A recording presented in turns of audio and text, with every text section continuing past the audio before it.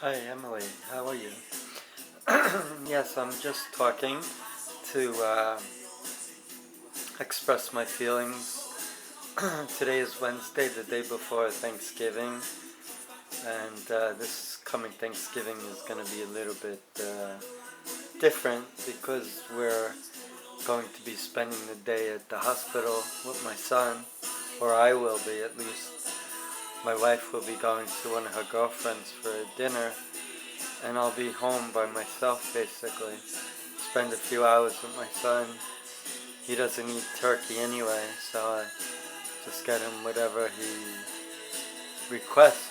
Usually it's McDonald's, Burger King, Wendy's, whatever.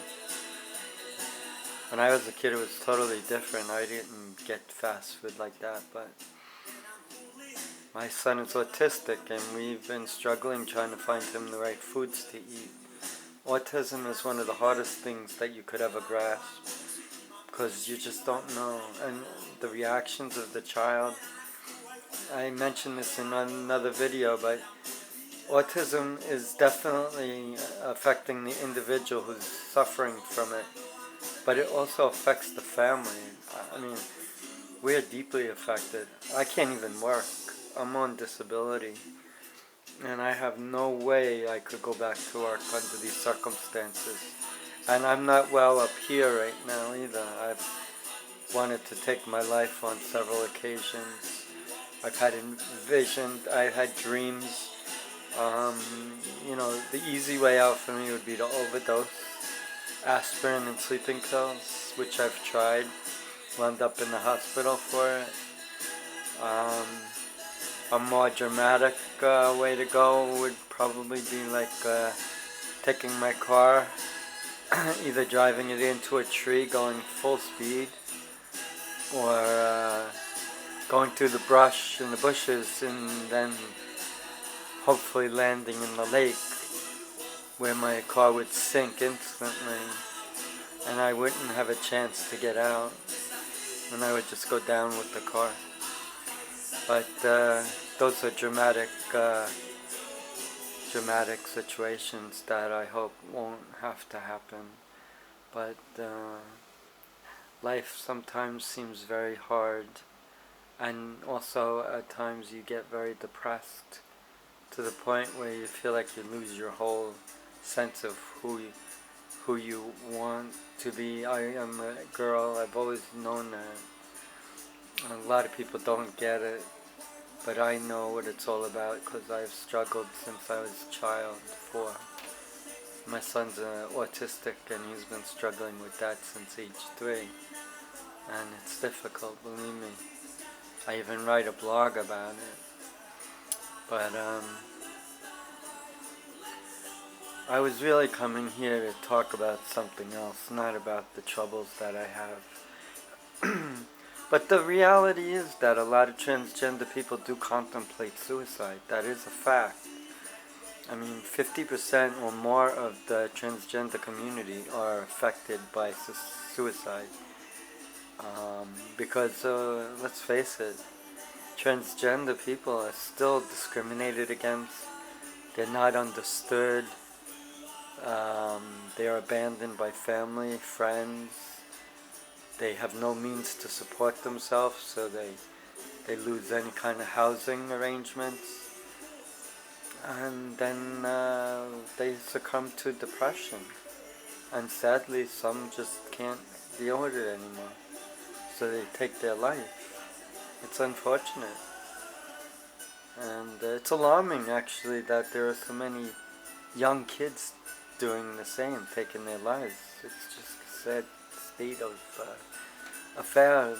Plus, we're living in a country where the economy has been down for several, I would even say a decade now.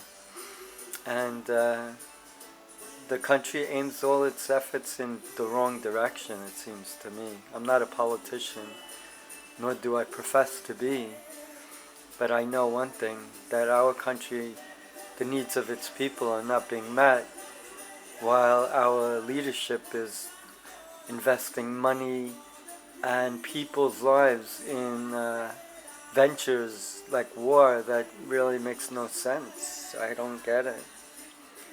But I don't know. That's the way things seem here. It's very unorganized.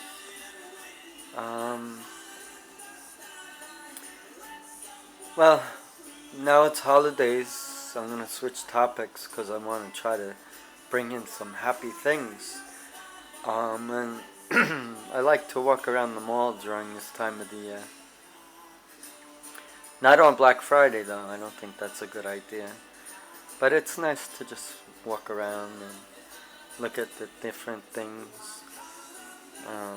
I do enjoy, and I have to kind of put a control on it, is whenever I see a dress that I like, I feel the need to get it. I don't know about other girls, but I've been deprived all my life with wearing dresses. I wasn't able to for a long time, in public that is. So whenever I see a dress that I feel I would love to be seen in, it's like I have to have it. It's part of the girl in me. Girls love clothes, that's what I do. I love clothes. I love shoes, clothes. I'm very much more comfortable when I'm in a dress too. I just like the way it looks. I like the way I present. And I feel like the figure is not bad. I'm starting to develop more of a feminine look, which really makes me feel great. The funny thing is I can still throw a baseball. I can still do a lot of things that I did as a guy. But I'm much happier now. I'm more content. And I do notice that my walking is much more feminine now since I've been on the hormones. I mean, there are a lot more pronounced things that I do that seem a lot more reflective of a female. So that's pretty cool. It's interesting, actually. I would love to chronicle my transitioning in a book. I also would like to try to help my son get situated with his school and hopefully get him straight. Being transgender I don't think is something that's a violation of laws or anything. I think it's just the way somebody feels. And it's conditioned by medical. It definitely has to be considered a medical issue. I mean, who in their right mind at the age of 52 would all of a sudden come out and say they're a woman? I mean, that's something that you have to live with for a whole lifetime. It just doesn't happen that way. So, I've lived with it since 4, so I know the pain. But it was at 52 that was the only time that I felt I had no choice anymore. There were other times I wanted to transition, but it just didn't work out. Even in high school, when I was 16, I wanted to transition. Then after high school, college, then in my early 30s before I met a girl and got married. So, these are struggles that one who is transgender usually battles. And even when they do get married and have a family, they think, everything is solved. But in reality, it's not. It's buried inside. You bury it. But one day that will come up and it'll be just as intense as it was when you were a kid. Because when I was a kid, I really wanted to be a girl. Today, kids are more luckier because they can express it. They can tell their parents. They don't feel shame. But when I was growing up, it was totally different. You couldn't talk about that. Well, now we're in the month of November. Today is the day before Thanksgiving. So I want to wish everybody I know happy Thanksgiving. I want you to enjoy with your family. Enjoy the nice food and the company of your loved ones. I know where I'll be tomorrow. I'll be at my son's side at the hospital.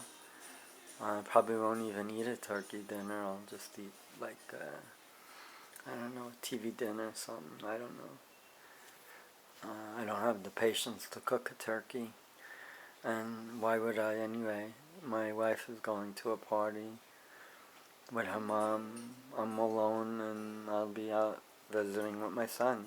So it really doesn't make sense to cook a turkey. So, I don't know. Maybe I'll go to a diner and get something to eat. Who knows? That's one thing I hate when you're alone and isolated. It's like the worst feeling in the world.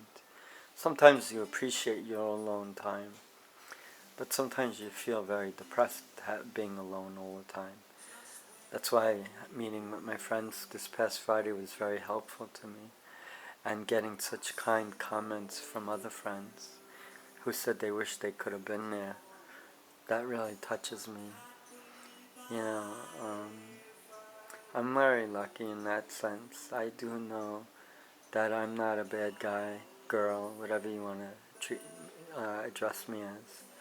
I personally go by female, but there are still people that have a hard time with addressing me as Emily. So I say it's fine, you can refer to me as Ed or Eddie, it doesn't matter.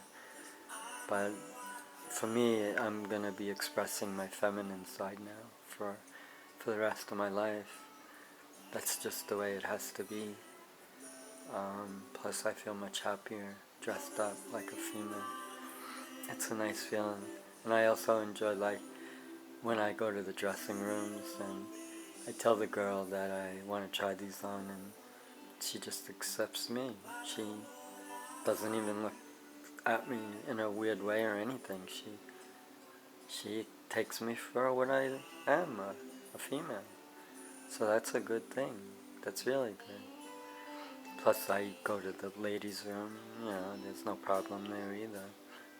And I'm perfectly conducting myself in the proper fashion as a lady would. So I just feel happy, I feel content. These are little accomplishments, but for someone who's transgender, it's like a big deal.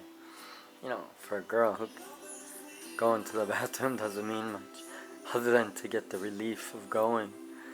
But for me, it was something really special at the first time I did it, because I knew that I was able to do it, and I no longer felt ashamed. I wasn't as scared like I once was. So, I think it's pretty,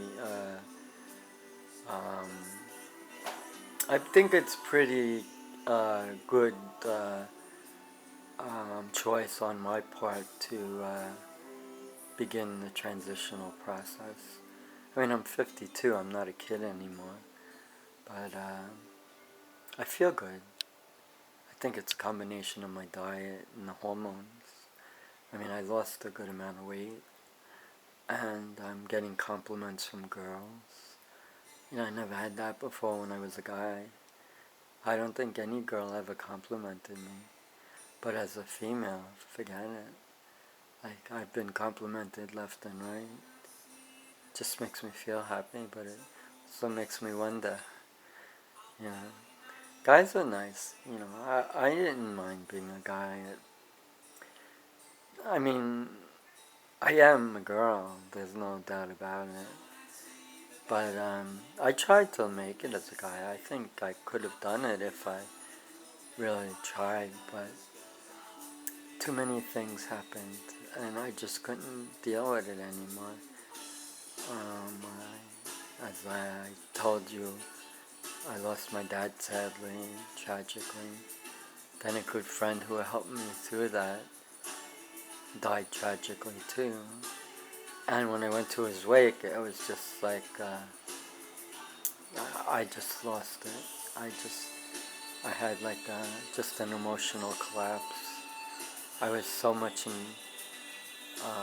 pain and suffering for my friend, especially because he left behind a wife and a baby girl. It just broke my heart. And then I realized I better do something. So I started going to a therapist. And that's when I started to talk about everything. I kind of pushed the transgender issues aside. But then I started to need to reach out about it. And I finally admitted it. And it's funny because I did it at the end of the session. And then my therapist said, "Oh no, we can't leave now. You gotta go. You gotta tell me what's this all about." So she didn't charge me for the extra hour that she asked me to stay. And basically, I bled my guts out on it. How I felt, what it was like, how painful it was. So, and it definitely is something that people struggle with. And I can testify to that because I did. I didn't ask for this. Who would ask for something like that? It just seems to happen, you know. You have no control over it. But, I'm trying to make it, trying to cope, trying to take one day at a time. And, I'm not working, I'm on disability. My mental state is very fragile. I'm afraid of going out ever because the job market is terrible. I've been in the mental hospital 4 times in the last 6 months. I'm struggling with my gender. I'm struggling with depression and bouts of suicide thinking. So I clearly have the cards stacked against me. And if I lost my disability pay, I'd be in big trouble. We would lose our house. And I think at that point I would just say I give up, What's the use? My life is worth more dead than alive, and my family would benefit from the monies. People get mad at me when I say this, but what is the alternative? To go out into cold winters living in the street? That would kill us anyway. So I'm being practical.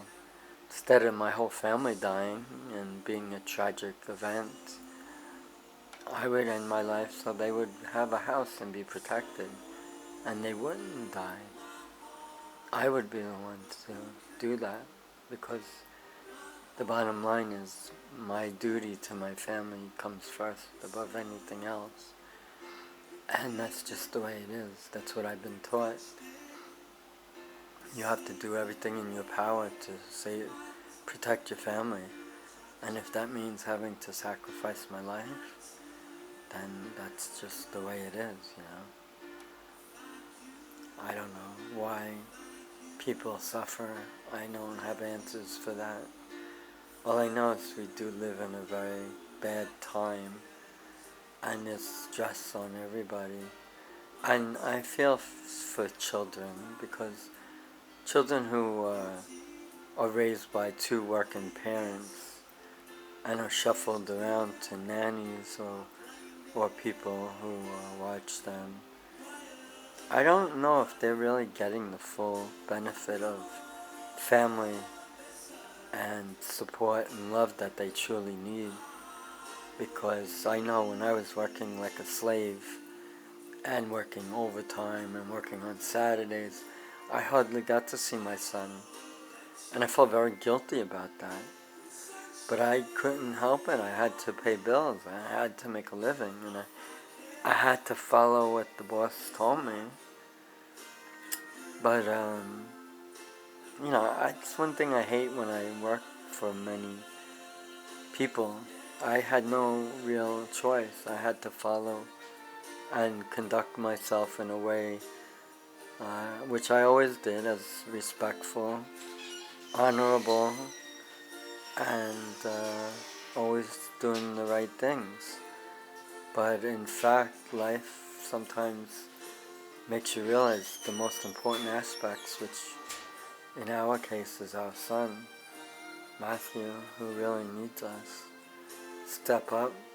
He's in trouble in school. He's not doing well. And if we let it go further, I don't know what's going to happen. All I know is he'll wind up in a group home, and he'll be living off my disability. I have no problem with that, but I want Maddie to have some kind of a life. I want him to be happy and have a satisfying life. And it makes me sad when I see my son struggle. All parents know what pain that is. It's not good. But you just gotta try and get your child in the right frame of mind. You gotta try to reach them and help them. and as parents, that's all I can do. We all wish that we could do more for our children, and it breaks my heart that Maddie is in the hospital and struggling, and we're trying to find the right school for him. And the school that he's been accepted to is like 7 hours away. So that's a very difficult thing to deal with also, the distance. But if that school's the right school for him, then we have to do it. We have no choice. But it's just a heartache, you know, and our only child having to separate, but knowing that we really have no choice because he's been in and out of hospitals many times. He's a threat to himself, he's a threat to us, he's a threat to the public. And he's a good kid. That's the whole puzzle, you know, I don't get. How come someone who's such a good kid has such struggles and feels so bad about himself? If I could just help him, I wish I could. I wish it was that simple. You know, I needed help, and it took me many years before I got the help I needed. I mean, in my early 30s, I just started seeking a therapist, but I truly needed a psychiatrist. And if it wasn't for me collapsing at work and having a nervous breakdown in the aftermath of losing my job, I don't think I would be able to get the help I needed. Now I'm on the right track and I'm getting the help and the support, which is very important. That's what my son needs. We all need that. But it's funny how things work out. If I didn't have that breakdown, I don't know where I would be now. So I'm just grateful that I was taken to the emergency room, and then they admitted me and they focused on my mental issues and my transgender issues.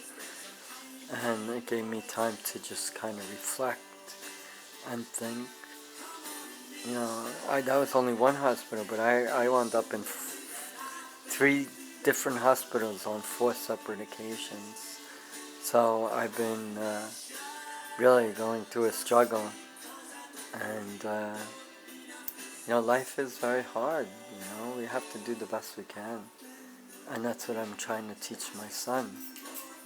Maddie is very impressionable, but he has the mind of a child. And he's now going to be 15 in December.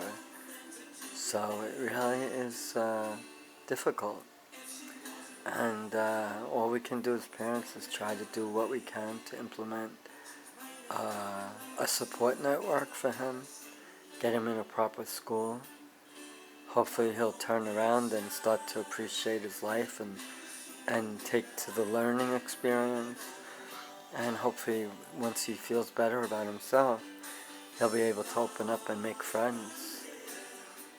You know, I was very shy in high school. And since this party that we, just had on Friday, I'm talking on the telephone with the girls, who I never had the nerve to do when I was 18. And in fact, one of the girls I actually had a crush on. And I was actually talking to her for over 2 hours on the phone, so it's funny how things work out.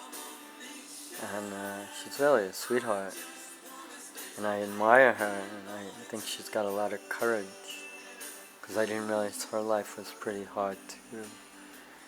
But we all learn from each other, and we all help each other, and I think that's very important. Like, they helped me. They got together, threw me a nice party, and it just warmed my heart. So I'm very lucky, and I'm doing good. I'm getting my hair styled. I'm enjoying life. Tomorrow's Thanksgiving. I'll probably be by myself, but that's all I can do. So I wish everyone a happy holiday. Nice celebration with your family for Thanksgiving, and just enjoy the day and relax, and just enjoy this time of the year. I know it's going to get cold and wintry soon, but the holidays are sometimes necessary because it helps us. And sometimes we have to even fake the smile. But in reality, I think we all deserve a holiday and a day off. That's just part of our life. We work so much. We tend to our families. We need to have those days to just bond and enjoy the time.